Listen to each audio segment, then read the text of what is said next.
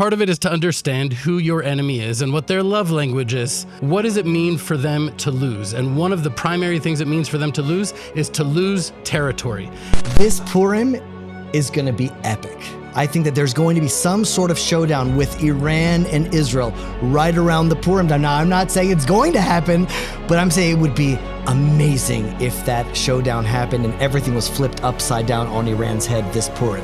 There's an awakening happening, but it's painful to wake up. It's painful and it's scary, and we're waking up from a coma, a 2,000-year coma right now. No imagination could have come up with these Hamas terrorists, terror tunnels deep underground. Nothing comes close to the scenarios that Israel actually had to live through and somehow successfully achieve the unbelievable. And then right when you get impressed, you're like, wow, months they were working on this. Then you find out that 10 years ago, Israel was buying these pagers and selling them to Hezbollah. Talk about that? playing a poker hand. We got to talk about that. We can talk about that. Welcome to the Israel Guys and the Land of Israel Network, where we believe that in a world of anti-Israel propaganda and Jew hatred, you should have a direct connection to the land and the people of Israel. And today we have the people of Judea to introduce you guys to, and an exciting announcement that the Israel Guys are starting a new weekly roundtable show coming out every Friday on the Israel Guys platforms and hopefully also the Land of Israel Network channels in partnership with Jeremy Gimpel, Ari Abramowitz, both Orthodox Jewish rabbis living on the tip of, on the tip of Judea, the Judean hills, right? Is that a good way to say it? The Judean frontier. The Judean frontier, basically where David hung out, right? When David wrote the Psalms, hiding out in the caves. This is where he hung out. The Arugot farms. If you guys come to the Land of Israel, you have to visit them. But we're super excited to be starting a brand new show here at the Israel Guys with these two amazing guys. You're definitely going to want to subscribe, follow along, whether you're watching, listening, whatever channel you're on, you're going to want to stay tuned because this is coming weekly. And we could not be more excited. Luke, I just want to butt in here because though these guys are new faces maybe to some of the audience, you guys have had your fair bit of media attention with one of the most famous English shows going out, Tuesday Night Live way back in the day. You two ran for Knesset. Like, people know you guys more than I think we should. Luke and I think we should say too that like we're probably like 17 and 18 sitting in the audience of one of those shows. Yeah, we were way back in the day. You're exactly and right. all I remember is like I was shocked that there was like I don't know, 600 people or something like live in the audience filming a TV show. We were in radio before that, and then we went to TV, and it became clear we have better faces for radio. And now you're back on TV. So I mean, the fun thing is for me is that we're doing this together. We've known each other now for about 20 years, and we've built everything we've done here in Israel has been together, even though that it wasn't on camera like it is today. So I'm really excited about what's kicking off here today as a weekly show together with the Judean front and us up here in Samaria. We're combining our hasbara, as they say here in Israel, our advocacy for Israel. And I think this is going to be a powerhouse show that everybody better tune into. Yeah, I think there's also a beautiful journey in that. It's not only about Judea and Samaria, but also when we first met each other, I'll be honest, I had a little bit of skepticism, and I was like, what do they want? They want to convert me. They wanted this.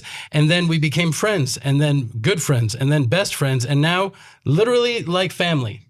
Literally like family. And I think that is a prototype for a spiritual growth that is happening in the world today. And all of us, we just had a prayer together before starting this, exactly about that there's something redemptive and historic that I feel, at least in my heart, is happening here. It's more than just this program, but I think what's happening, I feel a spark of it here right now. So I'm really grateful to you guys and excited to be a part of it.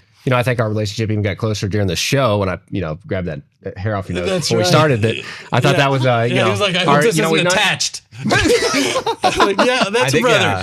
I think it might have been a mistake to put Josh and Ari on the same side of the table. Next time, we're going to move you across from each other. Anyway, Luke, you're moderator. So, Ari, for the two people watching that don't know who you are, just tell us a little bit about who you are and your background. You came directly from military reserve duty. That's right. I'm in reserves this morning, right? Right now I'm in reserves, and I went to great lengths to be able to come here. I am going to be serving back-to-back 8-hour shifts throughout the night, but it's worth it to make this happen. So yeah, my name is Ari Yehuda Abramowitz. It means Lion of Judah, son of Abraham. I was born in Texas. I'm not from Texas. I was born in Texas. That's right. Because of the exile of the Jewish people and the destruction of the temple. So that's where I was born. And it's important to say that because we have to know our story. If I say I'm from Texas, well, then why am I here in Israel? Why are we in Judea? We are from Judea. There's no people in the world that are more indigenous to a land than Jews are to Judea. So right after high school, came to Israel, supposed to be for a few months, and to learn Torah. And after breathing the air and living the life and learning the Bible in the hills of Jerusalem, I realized that I could never possibly leave. And then Jeremy and I started our historic friendship. He became my commander in the army. And we have a great journey. There's a long story. I could go on for the entirety of this thing, but that's it. I'm a Jew in Judea. I have some chickens, Jeremy's got some sheep. We have a farm, and we're just trying to live a good Jewish life in Judea. Jeremy, anything to add on that? Just a little bit of your background. Well, I guess my grandfather walked from Russia to Israel in 1916. Wow. I was born in Atlanta, Georgia, on like the legends of my grandfather that I never met. And when I came out to the Arugot farm, I saw my partner Yossi planting olive trees in the middle of the desert. And I said, you can still be a pioneer in 2020? Like, that's an option? I was like, I want that. And then Ari and I both moved out to the Arugot farm, which is at the edge of Jewish settlement in Judea. And really, that's been my life for the last 10 years now. And so we've always been working for Israel, talking the talk, radio and television and media and podcasts. But we feel like the Arugot farm is sort of the outward manifestation of all of our words, walking the walk and then talking the talk. So now that's all that I have to say is to come to the Arugot farm, and then you'll see. Yeah, I'm grateful actually that we're all together now, because sometimes it's a truth that who you are speaks so much louder than what you say. And so Jeremy and I, we talk a lot. You know, you guys have an incredible show, the Israel guys, that is, you were just awarded in the Knesset. Mazel tov, well-deserved yesterday, and well-deserved. Thank you. If there's anyone that deserves it, because I just want to say the Israel guys is so incredible and unique, because there's a psalm, Shir Amalot B'shuv Hashem Etzion Hainu Kecholmim, when we return to Zion, we'll be like dreamers. It says, and then the nations will say, Az Yomru Vagoim, and then the nations will say, Higdil Hashem Lasot Yimela, look at the great things God has done with you. And then the Jews will say, look at the great things God has done with us. I know there are tens of thousands, hundreds of thousands of Jews watching your program that are touched deeply in a way that no Jew can potentially do, because they're hearing it from you. And it's such a validation and a confirmation, and I'm grateful that you exist. I don't remember what that was connected to, but thank you. Appreciate that. We appreciate it. Yeah. Okay, so we're looking back 2024, and then I'm going to do something that wasn't in the notes, even though, we all have different notes here, so it's all good. But this is not, we're looking back at what happened in Israel in 2024, right? And this is not a show to talk about October 7th, but I do just quickly, I want to talk about like what changed, or what's something on October 7th that like gave some of us like a new perspective, or what's like a new focus that it gave. Like, where were we on October 7th? Like, who wants to start on that? And just quickly, like how did that 15 months ago, October 7th, how did that springboard us into where we are today and what's happened in the last 15 months? I can answer that. October 7th broke my heart in a way that has never been broken before. But a broken heart means that it's a little bit more open. And so here we are now with Hayovel and the Israel guys for the first time in 20 years, because our heart is open now to new things, new ways of seeing the world, new realities that will unfold. And so that brokenness in some ways was only for the good, because otherwise my heart was closed up and Israel's heart was closed up. And our broken heart has brought us closer together. We're more independent. We're stronger. We're more united. Like, that brokenness fixed us in so many ways. And so that's, in some ways, that's, it's like where we are now, 2025. You look back at where we were just 1 year ago, and it's like the whole world is different. And it's like, Hodu Hashem ki tov, ki leolam chasto. Give thanks to God, for his chesed is forever. His loving kindness is forever. But leolam doesn't just mean forever. It means that God's loving kindness can only be seen in a forever perspective. So it's like in October 7th, like, where is God? What's happening? Evil's running the world. What's going on here? And it's like, wait a minute, now it's 2025. Sinwar is gone. Haniyeh, the head of Hamas outside of Gaza, is gone. The president of Iran, he's gone. Nasrallah, the head of Lebanon, Hezbollah, he's gone. Assad has fallen. The world is now a better place, and our hearts are more open. So October 7th was like the shift that made the 2024 the movement to where we are now. Not only are they gone, Jeremy, but they're gone at the hands of Israel without the blessing of foreign countries. Yeah. Meaning that was a big part of the awakening that has happened on October 7th. Like if you're a truly believing, religious, God-fearing Jew, you believe obviously there's one God, or even more true, God is one, and that everything he does is for the good. And what that means is that everything that happens to us, even the greatest seeming tragedies, don't happen to us, they happen for us. They happen for us. And as difficult and painful as it is to say, October 7th happened for us, and there is an awakening happening in the hearts of the nation of Israel, particularly in the land of Israel. And that's one of the things, what you said, is like we had allowed ourselves to become this sort of subjugated vassal state, in an unhealthy, codependent relationship with other countries, and we had to realize, no, we're actually on our own here, and we need to put our faith where our faith belongs, put our faith in God and do what we need to do, and that has really woken us up. And I think that that is the difference in my mind between salvation and redemption. Salvation is when we say we're surrounded by 23 Arab states, 57 Muslim countries, they're coming in us, God help us, save us, and he saves us. Redemption is where we're able to look back and see all of the tragedies and the pain and the horror and see how all of that was necessary to bring about this light and redemption that we will be facing soon. So when I was going through this question of what are we going to talk about on this show, what are the highlights of the last year, it depends. Are we seeing it with redemptive eyes? Because with eyes of redemption, in some ways, the lowest, darkest places, eventually when the day comes, we'll look back and see the most light came from the deepest darkness. Well, I would think that is so true in the response of Israel, like you guys are just outlining. But I think one of the things that we didn't clearly say is that the culture of Israel has changed to the point where we see a totally different nation there. You guys alluded to this, that the people are different today than they were then. But how do you, my question is, how do you see that actually playing out? Are these people that are walking around the streets of Israel, even Tel Aviv, everybody looks at Tel Aviv, oh, it's a very secular town or whatever.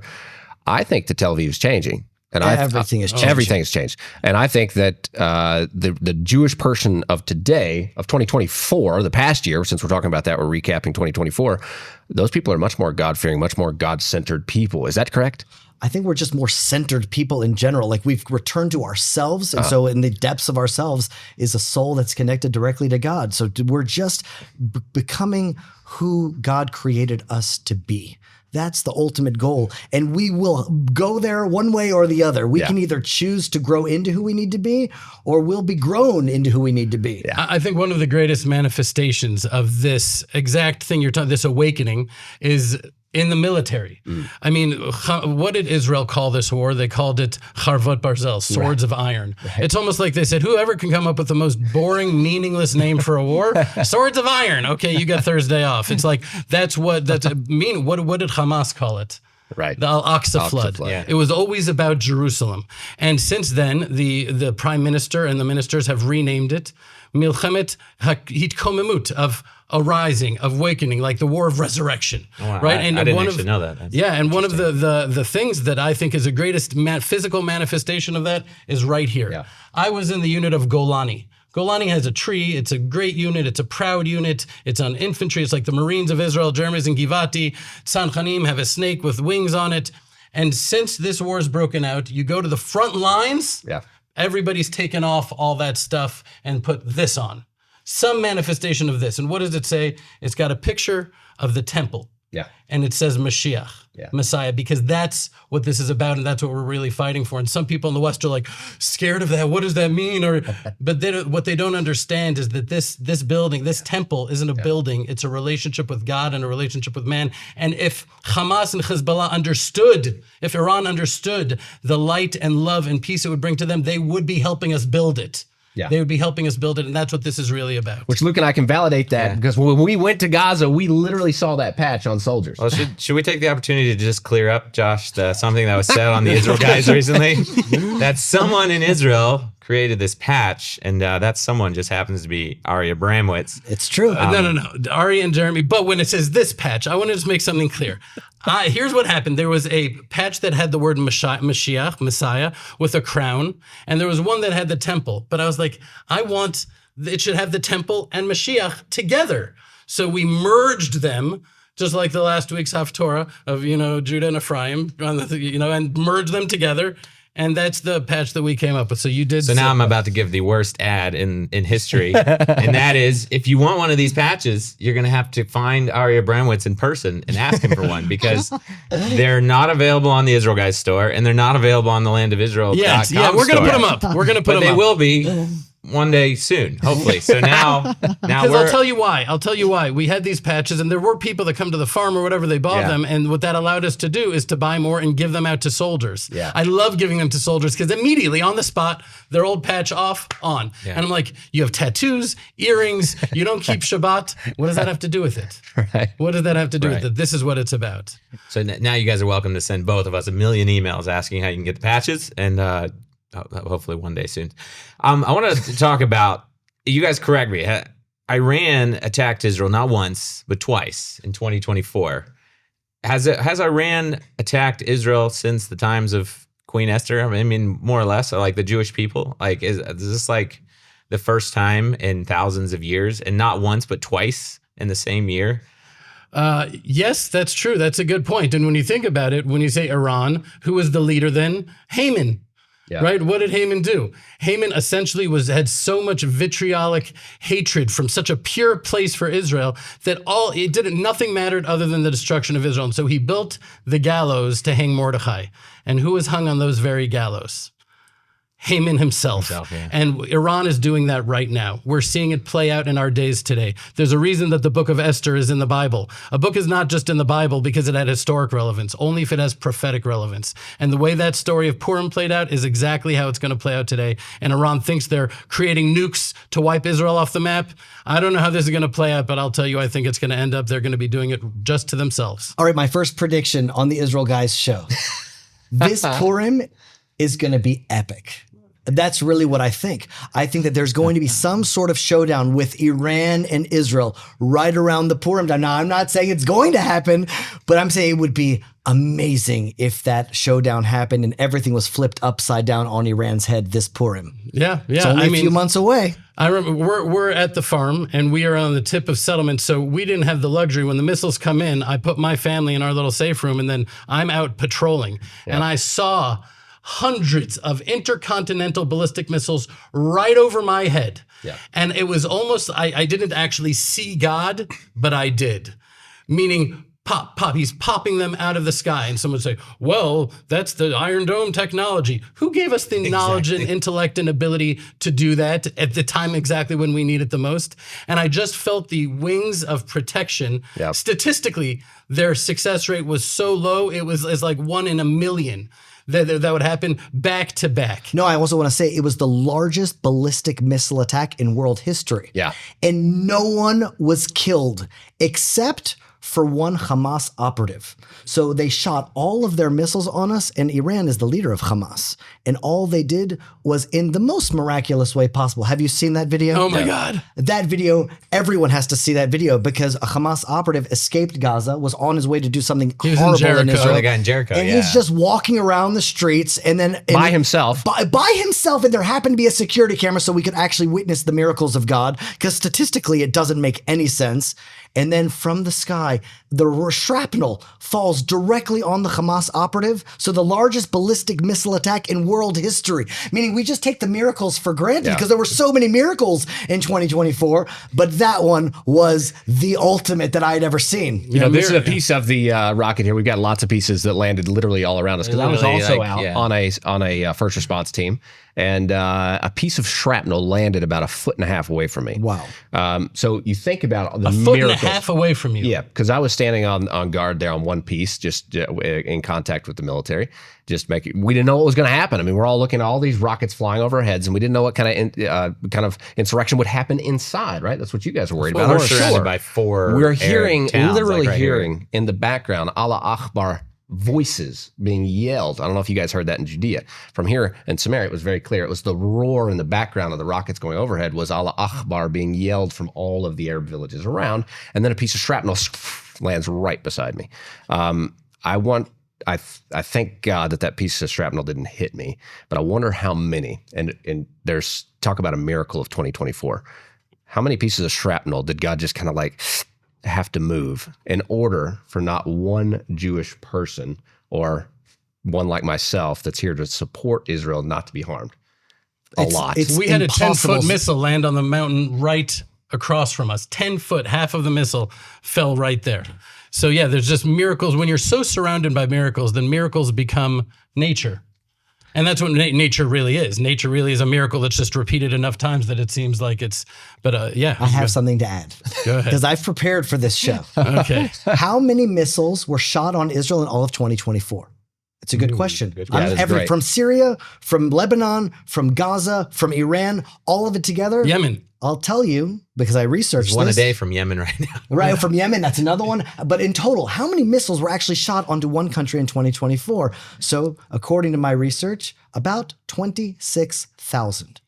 26,000 rockets are shot onto a country, maybe the size of New Jersey. My question is there any comparison for that? Like in history or any other country or other wars or is there another comparison for 26,000 missiles to fall on such a small piece of real estate? No way. No way. If Mexico just launched 4 rockets onto Texas, Not Texas, would have New just Jersey. Texas would have just taken care of Mexico. Oh, wait. One city in Texas, right? Right. Or one county, maybe. I want to add now a new perspective that I hope this adds to the viewers, because to me, 26 is such a special number. Because 26,000, it's just another spice cart. It's another sign that nothing here is by accident. But if you take Hashem's name, Yud Hey and Vav Hey, God's name in the Torah, it equals 26 in Gematria. But then if you also take the Gematria, the Hebrew letters of love, Ahava, Aleph, Hey, Bet, Hey, that's also 26. So Christians tell me a lot of times, they're like, God is love. And I'm like, actually, that's really what the Hebrew there is teaching, is that Hashem and Ahava, they both are 26. So 26,000 rockets, that's actually an expression very clearly, if your eyes are open to it, that God is loving on Israel with rockets. And that's why shrapnel can fall feet away from you, because don't worry, he's guarding. Everything is under his providence. But to me, that was such a highlight. I remember as this was happening, I was looking up at the sky and just feeling ultimately the truth is help this is all in God's hands. And the words of King David in the mountains in which he composed these words were coming out of my mouth. And this verse just stood so loudly to me. It said, "You shall not be afraid of the terror by night, nor of the arrow that flies by day, nor of the pestilence that walks in the darkness, nor of the destruction that wastes at noonday. 1,000 shall fall at your side, and 10,000 at your right hand, but it shall not come near you. Yipol mitzidcha elef, urvava miminecha elecha lo yigash." And it's just like the words of King David were just flowing through me, because all of a sudden we are in the exact same situation as David was, being chased by Saul, being chased by the armies of Israel, the Philistines all against him.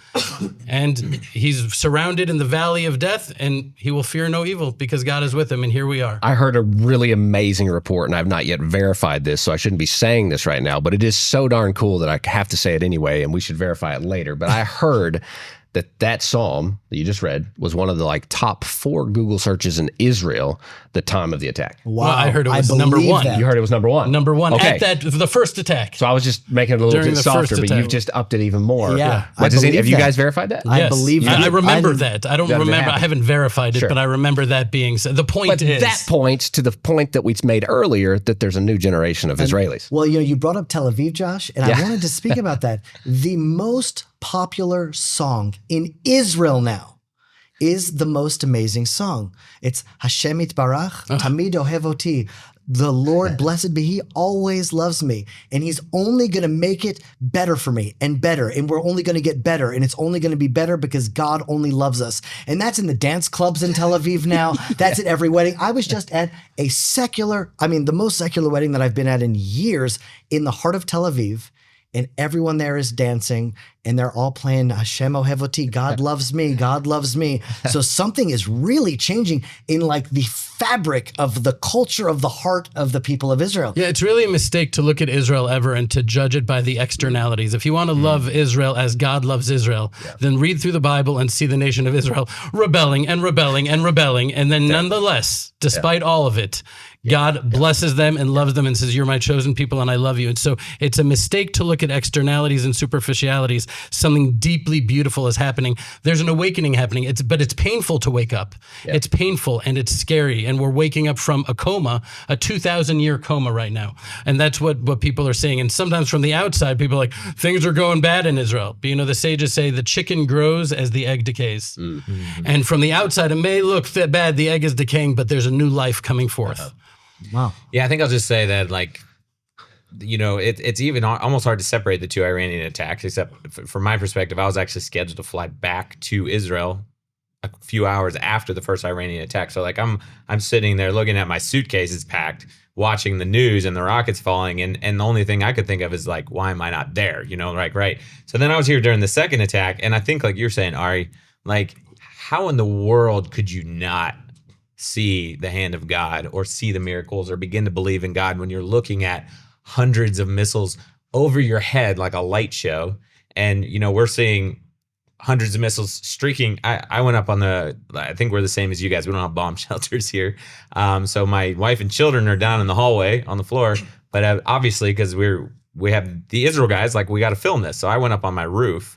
And Josh had a helmet. He didn't give me a helmet to wear. So I actually, I think I had a vest, but I didn't have a helmet. So I'm standing on the roof, and none of us even had the thought that shrapnel would be falling at that point. By the way, a helmet wouldn't help much. Yeah, unless it's maybe like I don't know, even the smaller probably wouldn't help. But like looking at the missiles, like it was the first time I think I ever was staring death in the face. But at the same time, I wasn't scared, but I'm looking and I'm watching him, and I see a missile and I think, is that coming at me? Like it's coming straight at me. And then, you see it go over, or you see the Iron Dome blow it up. You see the Iron Dome coming from like 3 different directions in Israel because there's so many missiles to deal with. When I hear ballistic missile, I think about Luke going ballistic on the radio saying, well, because that one's coming at us, guys. I knew Josh and Nate were over here and my house is over here. And I saw one go over my house and then like it literally went straight down. I'm like, guys, everything okay? Right. Because it's, and we were actually greeting the missiles. Because we are on the southeastern tip of the Judean frontier. You could see the Dead Sea. We're like the last settlement before the Judean desert to the Dead Sea. So the first place that they were arriving, we were like, welcome to the land of Israel. Yeah. And I remember some were getting through and landing. I'm like, please Hashem, protect whoever that.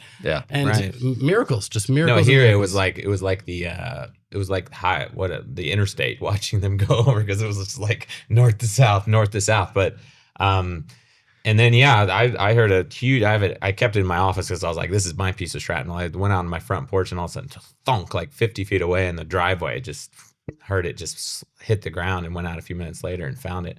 Can I say something that just blew me away? Yeah. Luke, you're not Jewish, right? No. You're not Jewish. But you're like, the Iranian attack, missiles are the largest ballistic missiles attack in history. And his thought was, how am I not there? Exactly. Why am I not back? That's unbelievable. Do you guys get what's going on here in Israel? And in fact, I think if you look at the Ukraine, which is a normal country, it's not a bad country. Russia, it's not a good country, not a bad country, it's just a country. Well, war happens, all the Ukrainians fled. I don't know many people that were like, why aren't I in Ukraine now? I want to be at the rockets. But that's unbelievable that's the heart of Israel. The prophet Zechariah said, V'nilvu goyim rabim el Hashem b'yomahu. And the nations, meaning the righteous of the nations, will attach themselves to the house of Israel on that day. That's not just words and prayers, even though words and prayers are beautiful and great, but attaching yourself to the house of Israel. If a Nazi hit a Jew in their home in World War II, and that Jew was caught, a German hit a Jew and that German was caught, what would happen? They would be in Auschwitz, right next to that Jew. When you attach yourself to the house of Israel, it means you are tying your fate in with the fate of Israel. You are casting your lot with Israel, and that shows up in your heart. Your heart's desire was to be here being the target of hundreds of ballistic missiles. So can I tell a story of something that I just, I got a brand new guard dog for the farm, and it was given to me by this special Jew in Canada. I went all the way there and I learned something amazing from this guy. And he's like watching this, what's happening in the world. It's just like, when a dog is attacked, when a person is attacked, the blood rushes to the vital organs in the center of the body. And when you look at Israel right now, there were 200,000 Israelis that after October 7th flew back from all around the world. People like Luke, people that were in treks, they just finished their army service. They're in India having a good time celebrating. They all, on honeymoons, 200,000 came back to Israel, to the vital organs. And the ingathering of the exiles from around the world, the Jews to Israel, is like the heart of the world. And all those that are connected are just coming back. And the fact that we have that ability to see things, and that's the key. Meaning the only thing in the world that you can point your finger at, read the Bible and say, the Bible is true, God is real, Israel is alive. I see it. I can point at it. Everything else is a philosophy. Everything else is the theology. The only thing in the world, the only witness is Israel. So people that are connected to Israel in any way possible, they're actually connecting to the witness, to the truth of what's happening, because God's eye is on this land. Beautiful. Go ahead. Well, I was just thinking that's actually one of the reasons for the show. It's because people don't know. There's so many people out there in the world that we're speaking to right now that don't have the ability to be here, but they want to be. And that's who we're talking to right now. We're hoping to reach a broader audience that representation of Israel. Right now we got 50 anti-Israel views to 1 pro-Israel view on TikTok, many platforms, TikTok for sure. We're trying to balance this, and hopefully this show is going to balance that, and we're going to get the word out of what's happening here so that the enemies of Israel will be decreased because of knowledge, education, because we can tell the miracles. People are going to connect. Wow, there's something happening in Israel, and I'm on the wrong side of history. And hopefully we can do that by telling people the truth and the miracles of what happened as they happen. Because we're not going to be doing this We're going to be doing this every week. Come next week, we're going to be talking about what happened just next. We're not going to talk about all year. 2024 is this show. Next show is going to be talking about, guys, what happened this week was incredible. Right. And I'm looking forward to continuing this together with you guys. Josh, go ahead and talk about, I don't know, would we consider June 8th, you pulled up the date here, right? June 8th, 2024, maybe the most epic and daring hostage rescue since Entebbe, maybe? I think there's no doubt about it. Historically, I don't think there's any such a thing that happened like it before. Entebbe was just, 150 or so rescued in Entebbe? I believe it was 150. This was 4, so that comparison is obviously rescuing. Let's just call it the most epic since then, which epic was since, Entebbe for was, sure, hands down. I remember what year, but about 40 years ago, maybe. Yeah. So Operation Arnon, named after an incredibly brave soldier who led the operation who was tragically killed in the line of duty, such a hero. And we have to remember him, 2024, he's like the 2024 version of Yoni Netanyahu, who led the rescue of the hostages from Entebbe. And really, this man is an incredible man. I mean, painfully, there's thousands of Arnons.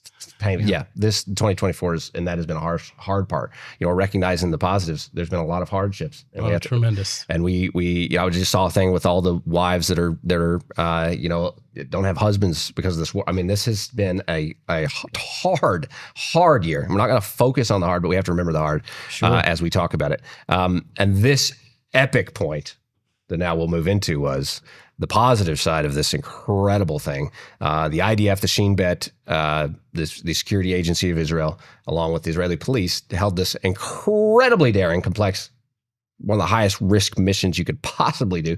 And to the point right now, we know things about this that we can't talk about on the show, which just makes everybody really curious now, right?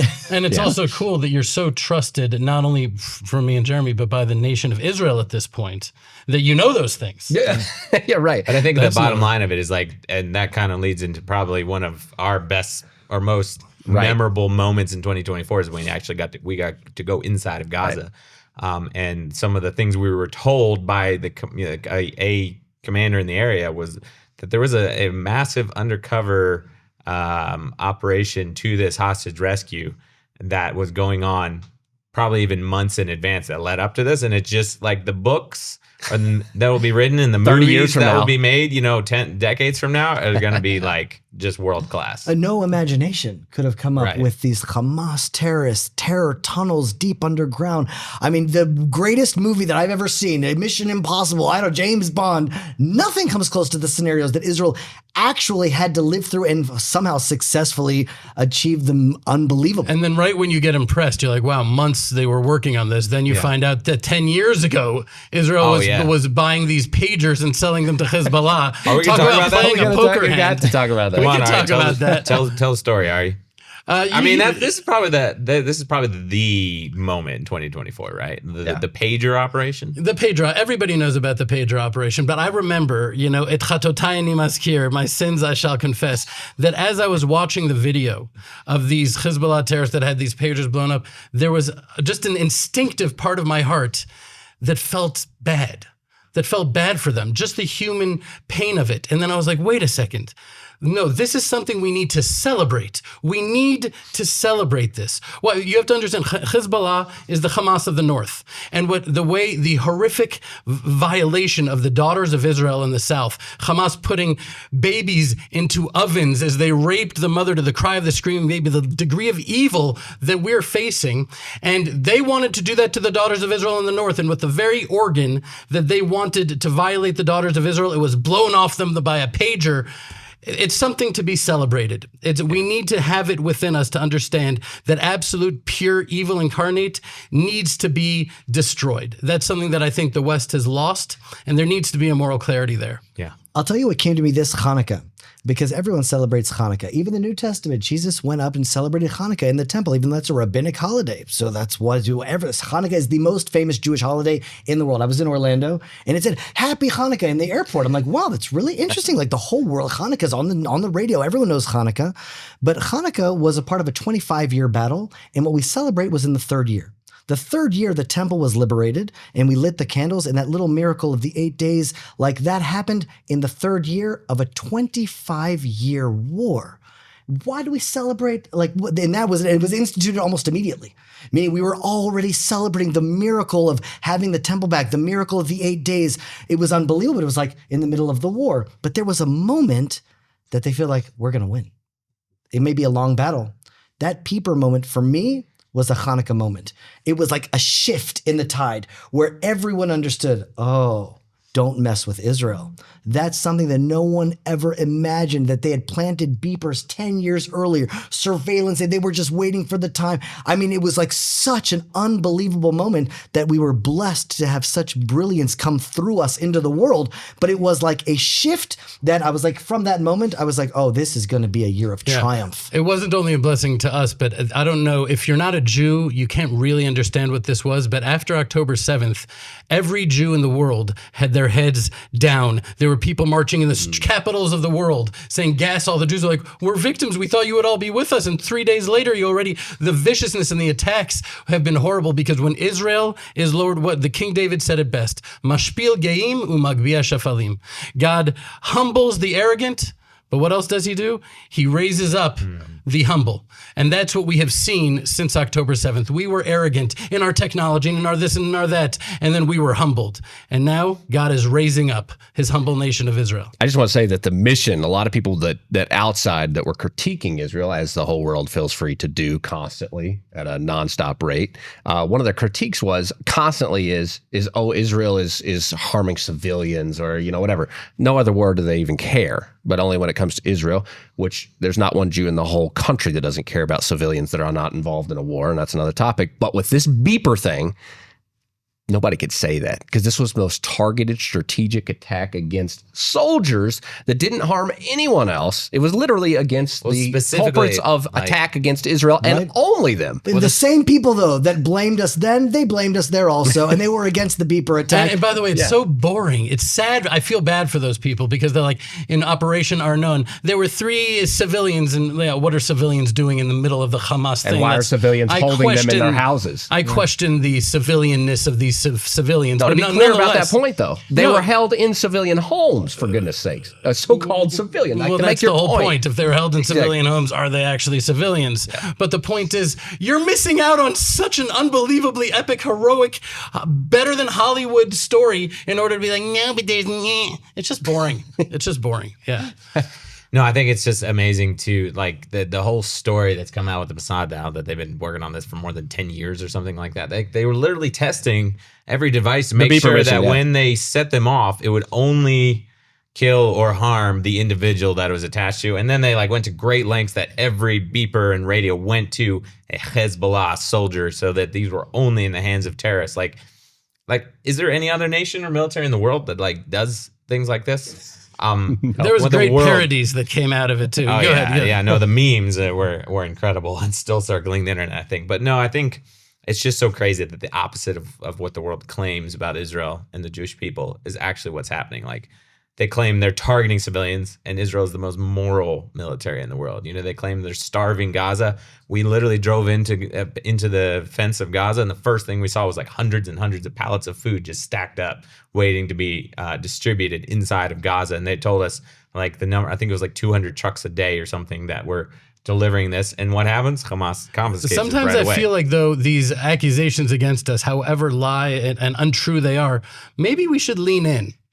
Maybe we should say, oh, you think we're starving Gaza? Well, how about not raping, murdering, pillaging, torturing innocent people, babies? You mess with Israel, that's what you get. Exactly. That's what you get. It's not actually, but the problem is that we're not. They're getting more calories a day than I am. I think you made a face.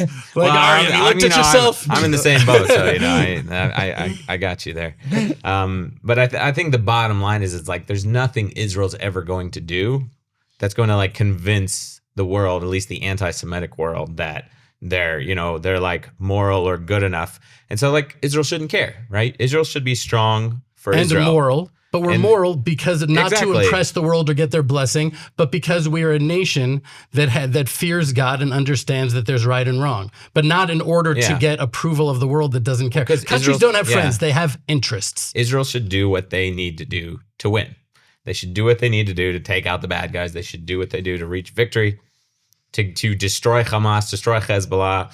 Houthis in Yemen, Iran, if needed, get the hostages back. Like that's the bottom line. They shouldn't care. And part of it is to understand who your enemy is and what their love language is, right? And to understand what does it mean for them to lose. And one of the primary things it means for them to lose is to lose territory. If in their minds, if they're losing territory, they're losing the war. And if they're gaining territory, they're winning the war. And so as the Jews of the north had to flee, the Jews of the south had to flee, Israel is shrinking. They're saying, we're winning this war. Yeah. And that's why I think it's so clear and obvious we need to settle Gaza with Jews, not just because of them and making them feel like they've lost, but because this is Israel. This is Israel. They're waking us up and opening our eyes to a truth that unfortunately we didn't see on our own through love of God and fear of God. So it's coming through them, but they're serving as a catalyst for what is going to unfold into what I believe is redemption. Well, I'll tell you, not just from a Torah law perspective, but an international law perspective. When a nation is attacked, like in the 6-Day War, and we were attacked and we liberated Judea and Samaria in Jerusalem, that now belongs to you according to international law, aside from the Torah law. Now, Israel is being set up in an amazing position. We're called the Land of Israel Network because we love the land of Israel. We're being attacked inside the land of Israel. Then we should, by international law, by the Torah law, by what's right, reclaim that, resettle it. It's not enough to just beat the darkness. We have to expel the darkness. Obviously, we have to get rid of the Hamas and jihad and anyone that wants to kill innocent people. And then we have to bring the light. We have to bring law and order and sovereignty in homes and in factories and buildings. And that will be the real victory. Because the last war that Israel won was the 6-Day War. That was the last war that we can look back to and be like, that was a miracle. Yeah. Israel won that war. Why? Because we took back Judea, Samaria, Jerusalem, and the Golan Heights, and we actually won the war. When we win is when Gaza is resettled again, when we actually have Gush Katif rebuilt. Well, I think, Jeremy, the lesson we have to learn is we didn't really win that war. That's the lesson we have to learn. If we won that war, like you're saying now, then we would have seen the jihad in there, thrown every jihadist out of the country, and that's better than what they deserve, and settled the land and declared sovereignty over Judea, Samaria, the heartland of Israel. That would have been winning the war. We're learning the lesson now. Exactly what you just said is learning the lesson. That's true. Winning the war isn't just pushing Hamas a little bit out. It's filling it with light. So this is a good spiritual point, though, because we know what's right to do, and the world isn't allowing it. Israel isn't allowing it. What do we do now? Well, here you all are in Har Bracha at the edge of settlements, surrounded by enemies in Samaria. We're doing our best in Judea, and we're just doing what's right. And what that offers us is an opportunity. And that's really what's happening now around the world. For all our listeners, it's an opportunity. Very soon, everyone is going to want to be on Israel's side. Everyone's going to want to be our friend. But right now, there's an opportunity to choose the Israel guys, to choose Israel, to stand with us just because it's right, even if it's not the most popular thing. It's like to go to Samaria because Samaria is in the Bible. Everything in the Bible happened in Samaria. Everything happened in Judea. This is biblical Israel. So we're just going to do what's right before it's a politically correct and politically right. That's right. Yeah, it's an opportunity. You know, this leads me into my question, because look, I mean, one of the big events in 2024, right, is like Israel literally took out probably more high-ranking terrorist leaders around the world than ever. You know, well, like I heard anybody America else. had a big list of ones they wanted to take out for like 20 years, and they These didn't guys do with it. like And then 10 Israel million, did it with like like a U.S. couple months. military has like $10 million bounties on some of these guys' heads.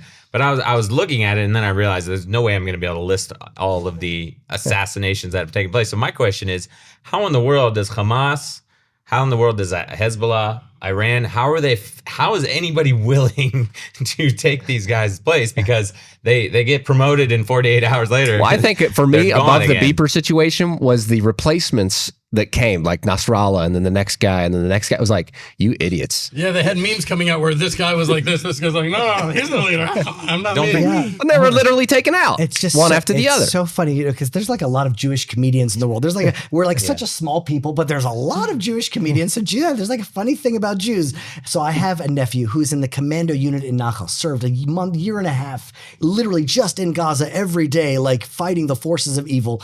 And he was saying, like, how do they get through it? They just laugh and they joke, and they were making up a little skit, and they were saying, "Excuse me, sir, you are now number 2 of Hamas." And he's like, no, I'm number 8. I'm number 8. I don't want to be number 2. I'm number 8. And it was just like so funny because the world had never seen the terrorists be just taken down. And all you can do is laugh at the wonders of Israel. And when we come from this place of humility, like we've been humbled so much, then we're able to come and say, clearly we can be humbled. We're not this superhero nation. Yeah. This is all from God. This is actually what I learned from my beloved friend and Rebbe and mentor, the king of Hasbara and teaching in Israel, Yishai Fleischer. You know, because he's not only an excellent speaker and a man of truth, but he's also on the front lines in Hebron. And he said that when he deals with these Arab jihadists, he says to them, don't you understand that Allah is with us? Allah is with us. Why are we winning every single war? We're overwhelmingly outnumbered by you, outweaponed, and we're winning because Allah is with us. Stand with Allah and stand with Israel and the Jewish people. That's a message they can appreciate. Yeah, that's a message that's confusing, though. Do you know what I mean? It really, when I hear that, I'm like, well, I don't know what they're meaning. By the way, if I misquoted Yishai, I'm sorry, Yishai. No, I'm just saying, let like, you do your own talking. If we would have just said the God of Abraham, because they've been tricked. They really believe that they're serving the God of Abraham, where clearly the children, they can't serve the God of Israel while trying to eradicate and kill the children of Israel. That doesn't make any sense in the land of Israel. So if they want to serve the God of Abraham, then they should really love the children of Abraham, and we should all get along. That would be better, because they are serving Allah, and Allah just may be the other side. Do you know what I mean? I don't know, because it's just names and titles, but it's confusing. But I understand what Isha is trying to say. If you translate God in Arabic, it's Allah, but there's an entity Allah that's kind of right. But I think part of our job as Jews is a certain conceptual liberation, and to help bring them to a place of greater light. And so they may think and understand this as Allah, but when they see that the God of Israel is blessing the children of Israel through the Torah and through the land, and we're saying Allah is with us, we're saying, come here, meaning there's an empowerment to that. Sure. Well, I mean, I'll tell you, I went to Europe this last summer, and I saw that on the most famous church in the world that I wanted to go visit, there was a picture, a sculpture at the entrance of the Jew, of like the Jew, the synagogue. It was like a blinded woman with a snake around her head, and like there was like a replacement theology deep within the Notre Dame Catholic Church. And so replacement theology and misunderstandings, they think they were serving the God of Abraham too. So we're just living through another type of This is a replacement theology that they really want to kill us. They want to replace us so badly. So it's just another thing that Israel's got to fight through to hopefully bring the world to the Abraham Accords. And by the way, Yes. I'm officially stating that this is the first spiritual Abraham Accords. That's what this show really is for me. I like it. That's what this show is for me. We are just bringing the children of Abraham together. That's how I see it. That's a crazy announcement. I hope you guys are writing down Rabbi Jeremy Gimpel's predictions for 2025. Yeah, right. So, obviously, we could go on and on about the epic things that have happened in 2024, the attacks, the number of missiles. I want to just take a couple of minutes. Like, what are some like positive things that we saw in the last year? What excited you? Okay, I got Jeremy, you got it. Go. Great. Okay, so I want to talk about, like, we had, let's say, the song of the year. Spoke about that because, without, like, words can only express so much, but a song is like deeper than just words. So when the nation has a song, that's an amazing thing about the nation. Then I want to talk about what was the craze from October 7th, end of 2023 and 2024 in the military that I saw personally. Every soldier had a craze that they wanted seat. Yeah. Everyone wanted seat. And that is, they didn't want to keep up. Explain that for people in case people don't even know. Number 16 is a biblical command that we should wear seat like these on the corner of our garments. And that is directly from the Torah. This is a little bit more of a Jewish tradition in order to make us separate, in order to recognize God. That's not in the Bible. This is from the Torah. And what happened was people weren't interested in Jewish traditions. They wanted to go to the Torah. Yeah. And they saw it as a shield of protection. And they wanted every protection they could get. And they realized that their protection isn't from the bulletproof vests. They all wanted seat. And they didn't have kippas, and they had tattoos, and they had earrings, and they were just sold the whole country. And there were people making seat. Can I tell you, I had friends, the synagogues were packed out with people to go make these military green because it had to be the colors, because if it shone, a military color had to be, so they didn't have enough. And the synagogues around here, I had friends that were gathering parties together to make these quickly because they needed thousands of them. There were synagogues in Israel, in Samaria, in Judea. There were synagogues in America. There weren't enough people. Because imagine how long it takes to tie these things. That takes a long, and there's 4 of them on every garment. And there's hundreds of thousands of soldiers that needed them. They're just whoever. And who's tying them? The communities. Green, Who's going to have green seat? That was like a never seen. You can't buy those in the store. Not really. Maybe you could buy a few, but there wasn't enough. And it was the craze of the military. And I was like, wow, the Israeli army. The reason why Ari and I are so proud to Ari serving right now. Look at you right now. You're in a uniform. The IDF. Well, he has the honor of serving in the first Jewish army since the times of King David. Yeah. That's real. And now what we're seeing is instead of it being the Israeli army, it really is God's army. And they understand that. Well, that's why there wasn't a craze for bulletproof vests. There really wasn't. There wasn't a craze where people had to go. They were like, okay, we need to get bulletproof vests. There was a craze over at seat. And to me, that was such a symbolic reality that the army of Israel is changing into the army of Israel. I'll say that for me, I mean, there's so many things. Just something that just popped into my mind right now as Jeremy's talking about what's happening in the hearts is there used to be a voice in Israel. I never thought it was a majority voice, but it was a loud voice that Judea and Samaria, the West Bank, they're the reason that the world hates us. There's the reason that there's the jihad. That's what it's all about. And then October 7th happened in the communities of the South, and the whole nation was horrified and traumatized. And there were moments of actual existential fear, I think, in the hearts of almost every Jew, recognizing this could be it. If Hezbollah attacks right now, Hamas attacks right now, and they all jump in right now, this could be it. And to have even a moment like that, or days like that, of recognizing the existential danger that we're in, feeling so in God's hands, so vulnerable, that was a tremendous awakening for us. But at the same time, now, when I meet the same type of people who used to be like, oh, the settlements, they're like, you guys are the tip of the spear. You are heroes. Thank you for what you're doing. Thank you for your service, they say, even if you're not in the army. Thank you for your service, because they understand that without Judea and Samaria, there would be October 7th happening right now in Ra'anana and Nest Ziona and in Tel Aviv and Netanya, and they would be happening right there. And so there's a gratitude and a connection to Judea, because Judea is not just a geographical place. It's an idea. It's an identity. The reason Jews are called Jews Right. is because we're from Judea. And so there's a connection not only on a spiritual, religious level, but on an actual physical, geographical, terrestrial level to the land and to ultimately the identity of who we are as Jews. And so when we wake up, then the world starts to wake up as well. Well, look at that map right there. From the very tip of Samaria right there, just to the water, I know for a fact that that's 9 miles wide. True. Yep. So what country could survive? Imagine if the Ukraine was only 9 miles wide. How long would the war last with Russia? Maybe it would have lasted a few hours in the morning. So people are now realizing, wow, Judea and Samaria, God forbid that we live in a miracle, surrounded by one sheep, surrounded by wolves. And then we woke up whoa, we could really be attacked. And now people are starting to realize on a very practical, real level, Judea and Samaria is the bulletproof vest for all of Israel. I mean, you know that story Bush said to Sharon, they were up in a helicopter looking down at Judea and Samaria. And Sharon explained that without Judea and Samaria, Israel is 9 miles wide. And Bush was like, 9 miles wide? We got driveways longer than that in Texas. Yeah. Oh, exactly. It's impossible to defend a country. What do we like have? that. About 7 million, 8 million Jews living in Israel today? Right. That's about the number. And we're surrounded by some 400 million. Yishai Fleischer mentioned earlier, likes to talk about this. That's really the stats. A lot of people like to think that Israel is this aggressor.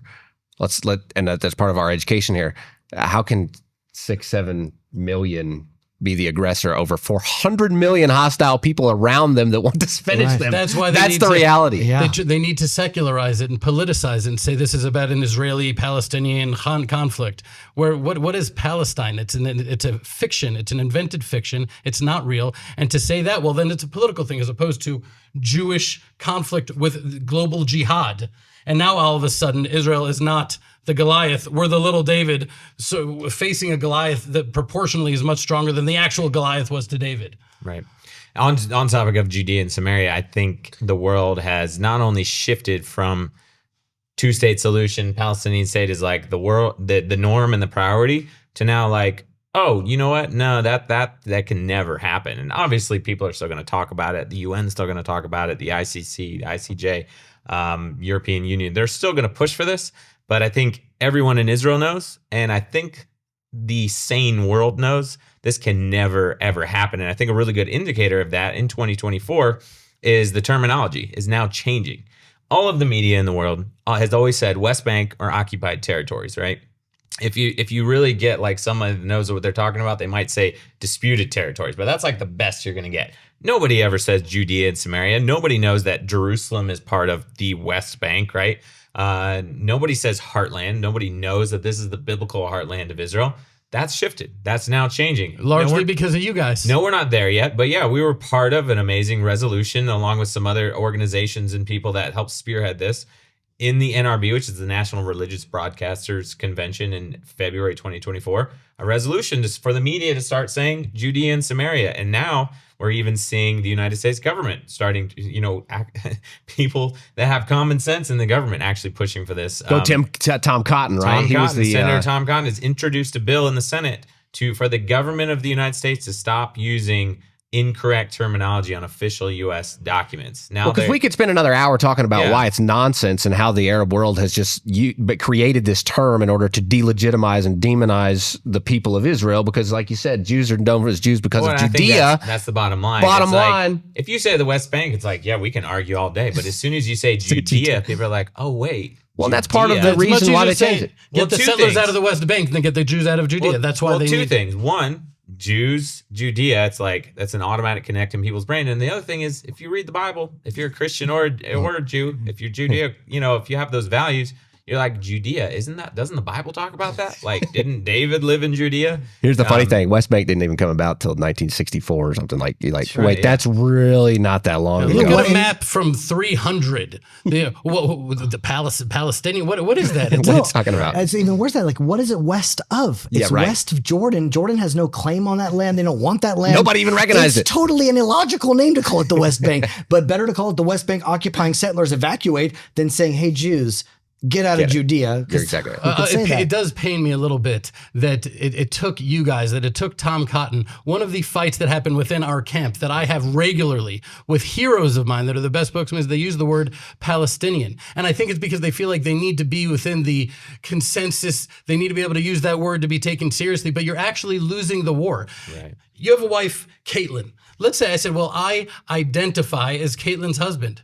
You're going to punch me in the face, and that's better than what I deserve. Yeah. Why? Because that's your wife. Yeah. To say Palestine, we're already losing the whole war. Right. It's a fiction that was created in order to negate our very existence, and we're using the word of this fake nation. Who was the prime minister of Palestine? Yeah. What was their currency? There's never been a more inauthentic, fictitious people in the history of the world, and people are siding with them against the most indigenous nation to any land in the history of the world. Right. And we're using the word Palestinian. And so I'm so relieved when I hear you guys and you're spearheading that. In some ways, that's, I guess, how it has to go. We need that strength to come in from without to at this point of our growth. That's why I believe that this work here is so holy and important.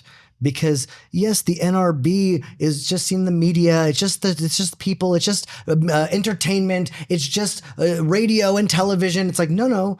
That's actually what changes the politicians to pass laws because politics is just the branch, but the education is striking at the roots. That's right. And that's what's going to change the branches. So yeah, it's what I think, our mission is to the world, right? To get the world to change their terminology, to come to Judea and Samaria, to change the perspective, to stand strongly. Your guys' mission is because and that's why this is so cool. Is like, you guys got to get Israel to change and stand on their 2 feet too. Because just this week we're watching Jerusalem Post talk about a terror attack in the West Bank. Like, even J Post is still not saying Judea and Samaria, but we can get that to change. And the ironic thing is, maybe if the rest of the world will do it, then maybe Israel will actually wake up and do it as well. But I think we got a job to do on both sides, and that's what's so cool about this. Totally. Yeah, and by the way, there's also a job we have to the world. From Zion, the Torah will come forth, and the word of God from Jerusalem. That's right. We're supposed to not only share that message with our words, but with our very essence and with who we are. So we have a job to the world, and maybe this show is actually the merger, the synthesis of that, because you also have a job to the nation of Israel, to comfort my people. You are comforting the nation of Israel. You are strengthening the nation of Israel. I know every time I see you, what do I say? Hebrew subtitles. Hebrew subtitles. Because I'm telling you, so many Jews would hear your message and be strengthened by it and say, wow, these are people that they're not trying to convert us, to change us. They just want to come and love us and support us in whatever way we need. Yeah.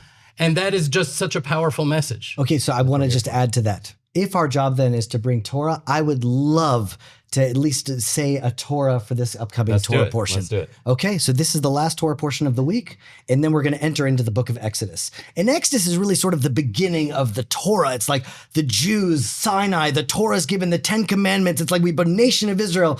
But then there's the book of Genesis that we're about to end, and the Torah is given much later as a nation, and that's the whole point. Meaning, when I think about 2024, the thing that touches my heart the most, and I still watch them and it still touches my heart, and sometimes it brings tears to my eyes when I watch the coming home videos. I don't know if there's like a famous song of the coming home videos. Na, na, na, na, na. And so like a father that's been in Gaza and the little kids and his wife, and they come home and it's just like everybody cries. Everyone cries, right? And so why? It's because of the Torah. Yeah. Because all the book of Genesis, we're not a nation, we're a family. Yeah. It's just a family that lived in Egypt because we came down to Egypt. That family then was enslaved, became a nation in slavery, and became the nation of Israel, but it was the children of Israel. And so that is so important because what's happening here is family. I don't exactly know all the details and the terminologies, but ultimately I know that the vision is a brotherhood of man under the fatherhood of God. A brotherhood of man, that's family. We're brothers.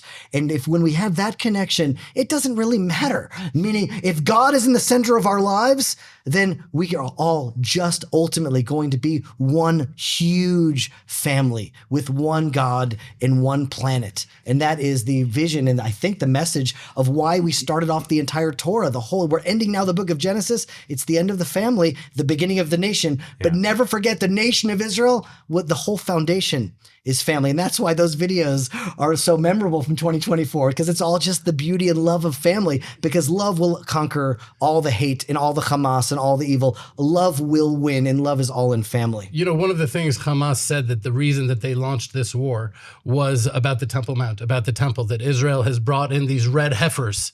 Their commanders said that. And so there's an idea that whatever you resist persists, that if you fear something and you allow that fear to be within you, you will maximize the probability of that happening. A famous sage of Israel said, it's like putting a plank of wood across the room. Walk across that plank of wood very easily. Take the same plank between two tall buildings. You're probably going to fall. Why? The fear makes it happen. And so they so feared this redemption and the building of the temple that they fought against it in such a way that they don't realize that they have woken us up, exactly as Jeremy just said, to before October 7th, the Supreme Court, the political fragmentation, the hatred within Israel. October 8th, we were mad about the Supreme Court. We hated each other. We're a family, and a family you love regardless of any differences you have. And when that family part of the nation of Israel wakes up, that is the beginning of a waking up for the family of all of mankind. And so what Hamas didn't realize that they did was they sparked the unfolding of redemption with what they thought was the battle against it. And that you're never going to see on Fox News or CNN. That's the truth. What you're hearing here at this table is the heart of Israel. It's what's really happening, and you can only find it here. And that's why this is so important. I think it all comes down to we're living and like watching and participating in the redemption of God's kingdom in the land of Israel. We're all a part of it. We're all honored to be here. It's just amazing to be able to be on this journey. I think this was awesome, guys. We already over an hour mark. We could go for another hour easily. But we want to hear from you guys. What you think? Put it down in the comments section. We want you to subscribe to both of our channels. You guys are doing your own media. You're all over social media. I think you guys are like on X every week too, almost. But is the Land of Israel Fellowship like the biggest initiative that you guys have right now? Yeah, the Land of Israel Fellowship is just a global community of our fans and followers and friends. They're really our best friends in the world. I mean, Caitlin, she's on there. Yeah, it's like we're just... Some of them, I consider them actually my teachers. I'm inspired by so many of the people. They make us just as much as we make them. That's the truth. So you guys got to check out the Land of Israel Fellowship, thelandofisrael.com. thelandofisrael.com. Like the last year we entered a little bit of Torah. This was just like more like a round table. The Land of Israel Fellowship is really a much more Torah oriented, but it's Torah where we have rabbis on. We actually have a Catholic monk with the Obi-Wan Kenobi garb and everything. Really, we have like nuns with the things from so many backgrounds, so many different religions, and it's all just together learning Torah from Israel, which is awesome. With your permission, there are times I look and I feel like, I know this is a sort of a scary thing to say, dangerous thing to say, but I sometimes feel like there's a deep subconscious resentment on behalf of the nations against Israel for not being who we're supposed to be. And we can only really be who we're supposed to be when we're in the land of Israel. That's when we flourish. That's when we're a fish that's back in the water. And so now that we're back in the water, I think that this fear that we've had of the nations of the world can be replaced with a love and a blessing. And so with your permission, if you're already winding down, which is what I thought, I love to end broadcast with blessing. Yeah, blessing the nations of the world, blessing everybody that's watching this. And it's the blessing that the high priests of Israel give to the nation of Israel in the land of Israel every single day, the children of Aaron. Now, I'm not a child of Aaron.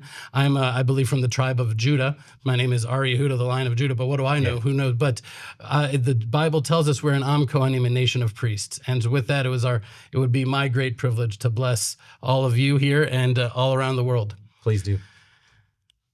Yivarechecha Adonai v'yishmerecha. Ya'er Adonai panav elecha v'yichuneka. Yisa Adonai panav elecha v'yasem lecha shalom. Amen. May God bless and protect you. May He shine His light and His countenance upon you. And may He give you peace. Amen. Amen.